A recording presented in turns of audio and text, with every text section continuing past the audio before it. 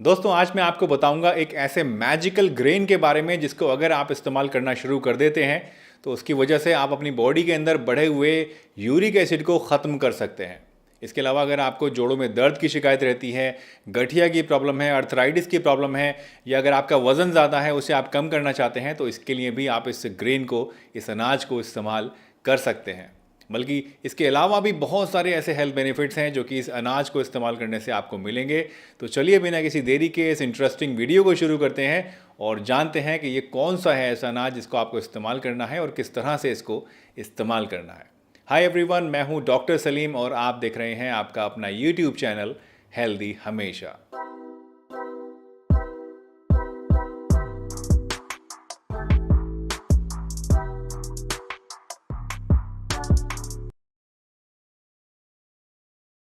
दोस्तों uric acid एक ऐसा वेस्ट प्रोडक्ट है जो कि हमारी बॉडी के अंदर बनता रहता है। कुछ खास तरह की खाने पीने की ऐसी चीज़ें होती हैं जिनके अंदर प्योरिन्स पाए जाते हैं, उनके डाइजेस्ट होने के नतीजे में हमारी बॉडी के अंदर यूरिक एसिड बनता है। वैसे एक हेल्दी इंसान के अंदर भी यूरिक एसिड बनता है, लेकिन जितना यूरिक एसिड हमारे अंदर बनता है उतना यूरिक एसिड हमारी किडनीज बॉडी से बाहर फ्लश आउट कर देती हैं और इसकी वजह से इसका लेवल मेंटेन रहता है। लेकिन अगर किसी वजह से हमारी बॉडी के अंदर यूरिक एसिड ज़्यादा बनने लगे या फिर हमारी किडनीज़ की इन्हें फ़िल्टर आउट करने की जो कैपेसिटी है वो कम हो जाए तो उसकी वजह से इसका लेवल ब्लड में बढ़ने लगता है और इसके क्रिस्टल्स हमारे जोड़ों के अंदर जमा होकर वहाँ पे सूजन, दर्द और गठिया जैसी प्रॉब्लम्स पैदा कर देते हैं।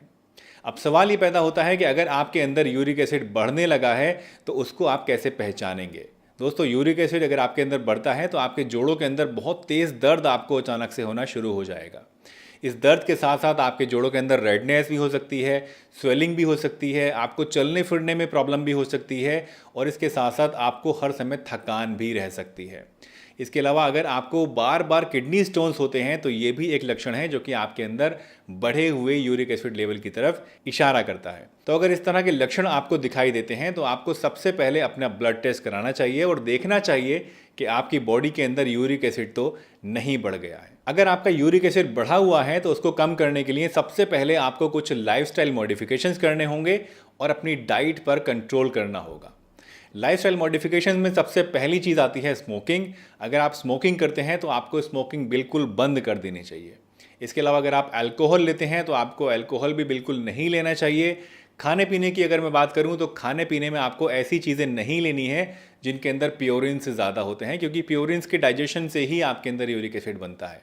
तो ऐसी चीज़ों में आते हैं उड़द की दाल, अरहर की दाल, पालक, गोभी, अरवी, मीट, एग्स, छोले, राजमा, चावल, ये सारी ऐसी चीज़ें हैं दोस्तों जो कि आपकी बॉडी के अंदर डाइजेस्ट होने के बाद यूरिक एसिड को बढ़ा देती हैं, तो इनको आपको बिल्कुल भी नहीं खाना है। इसके अलावा एक ऐसा अनाज भी है जो कि आप अगर खाते हैं, इसकी रोटी बनाकर गेहूं की रोटी कीजिएगा तो उससे भी आप अपने यूरिक एसिड को बहुत तेज़ी के साथ कम कर सकते हैं। तो चलिए अब मैं आपको बताता हूं कि ये कौन सा अनाज है जो कि आपके यूरिक एसिड को कम करने में आपकी मदद करेगा। लेकिन उससे पहले अगर इस चैनल पर आप नए हैं दोस्तों और ये वीडियो आपको पसंद आ रही है और आप आगे भी ऐसी वीडियोस देखना चाहते हैं तो चैनल को सब्सक्राइब ज़रूर कर लीजिए, वीडियो को लाइक भी अभी कर दीजिए और बेल नोटिफिकेशन पर प्रेस करके ऑल पर क्लिक कर दीजिए ताकि आने वाले टाइम में आपको सभी वीडियोज़ की नोटिफिकेशन मिलती रहे।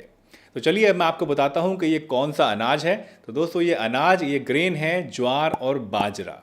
दोस्तों ज्वार और बाजरा ये दो ऐसी चीज़ें हैं जो कि मिलेट्स यानी मोटे अनाज की कैटेगरी में आती हैं और ये बहुत ही ज़्यादा हेल्दी होती हैं। अगर आप अपनी डेली डाइट में से 1 महीने के लिए गेहूं की रोटी हटा देंगे और इसकी जगह ज्वार और बाजरे की रोटी इस्तेमाल करना शुरू कर देंगे तो उसकी वजह से आपको बहुत सारे हेल्थ बेनिफिट्स मिलेंगे, जिनमें सबसे पहला और सबसे इंपॉर्टेंट बेनिफिट ये है कि आपका यूरिक एसिड कम होने लगेगा। आपको क्या करना है, आपको गेहूं की रोटी खानी बंद कर देनी है और उसकी जगह आपको एक टाइम लेनी है ज्वार की रोटी और एक टाइम लेनी है बाजरे की रोटी। ज्वार की जो तासीर है दोस्तों वो नॉर्मल होती है, लेकिन बाजरे की तासीर जो है वो गर्म होती है। तो अगर आप किसी ऐसी जगह पे रहते हैं जहाँ पे गर्मी बहुत ज़्यादा है तो उस केस में आपको बाजरा इस्तेमाल नहीं करना चाहिए, इसकी जगह आपको दोनों टाइम ज्वार की रोटी ही इस्तेमाल करनी चाहिए। लेकिन अगर आप सर्दी के मौसम में इसको इस्तेमाल कर रहे हैं या किसी ऐसी जगह रहते हैं जहाँ मौसम अच्छा है तो उस केस में आप एक टाइम बाजरे की रोटी इस्तेमाल कीजिए और एक टाइम ज्वार की रोटी इस्तेमाल कीजिए। करीब 1 महीने तक आपको ये रूटीन फॉलो करना है, यानी दोनों टाइम आपको ज्वार और बाजरे की रोटी इस्तेमाल करनी है और 1 महीने के बाद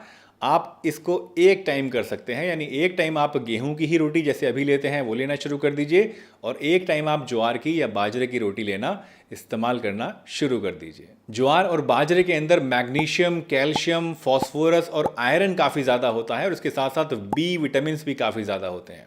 जिसकी वजह से आपके हड्डियां और जोड़ तो मजबूत बनते ही हैं, इसके साथ साथ आपकी बॉडी में एनर्जी का भी प्रोडक्शन होता है और आप चुस्त दुरुस्त महसूस करते हैं।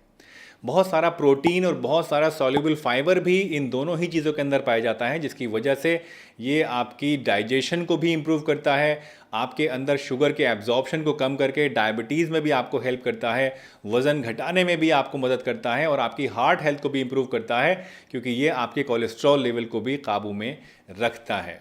तो बहुत ही बढ़िया है इन दोनों चीज़ों की रोटी। ज्वार और बाजरे की रोटी आपको ज़रूर इस्तेमाल करनी चाहिए, अगर आपका यूरिक एसिड बढ़ा हुआ है तो भी, या अगर आप ये बाकी जो बेनिफिट्स मैंने आपको बताए इनको हासिल करना चाहते हैं तो भी। दोस्तों, मुझे उम्मीद है आज की ये वीडियो आपको ज़रूर पसंद आई होगी और इस वीडियो में बताए गए जो टिप्स हैं, जो ये रोटी है ज्वार और बाजरे की, ये अगर आप इस्तेमाल करेंगे तो आपके बढ़े हुए यूरिक एसिड को आप बहुत ही आसानी से कम कर पाएंगे। याद रखिए, कोई भी चीज़ आपको तभी फ़ायदा देती है जब उसको आप ओवरऑल एक पैकेज की तरह से लेते हैं, यानी आप सिर्फ एक चीज़ पे ही डिपेंड नहीं रहते हैं, आप इसके साथ साथ अपनी लाइफस्टाइल भी मॉडिफाई करते हैं, कुछ खाने पीने की चीज़ों का परहेज़ भी करते हैं और ये सभी चीज़ें अप्लाई इस चीज़ पर भी होती हैं, यानी इस रोटी पर भी होती हैं।